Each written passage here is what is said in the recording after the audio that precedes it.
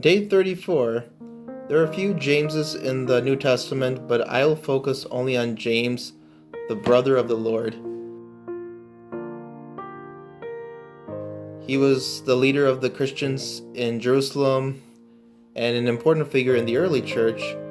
St. Paul interestingly writes in his first letter to the Corinthians, chapter 15, verse 7, he points out that James had this personal encounter with Jesus Christ after the resurrection, and subsequently he became the leader of the Christian community in Jerusalem. And as a leader of the church in Jerusalem, he had a very important role along with Peter and Paul during the Council of Jerusalem, in which the apostles and disciples were discussing whether or not should the Gentiles be circumcised in order to join the church. Ultimately, they decided that circumcision was not necessary.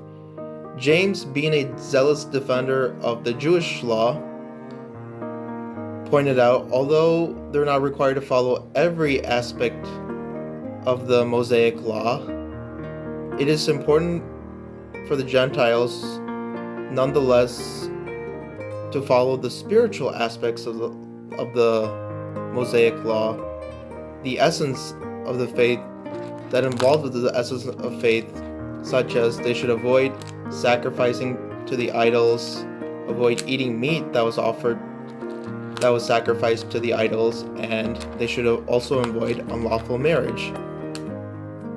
And James was considered to be the first bishop of Jerusalem. Later, he was martyred after he was put to death by the Sanhedrin, the highest decision-making body of Judaism. He was stoned to death, and his symbol consists either of him with a club or a heavy staff. I bring up James because he's an important figure, an important apostle to learn from and to reflect upon, because we all have different, not we all have, but we follow various traditions, rituals in the church, and they're very good, but such as doing novenas, making sacrifices, especially during the season of Lent, but they only become meaningful only when we are grounded in the essence of faith, that is, in Jesus Christ, who is the way, the truth, and the life. Let's keep Jesus in the center of all of our activities and all the rituals and traditions we follow in the church.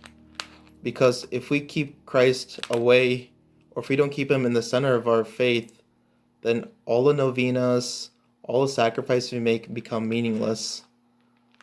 Let's bear this in mind during the season of Lent. May God bless all of you.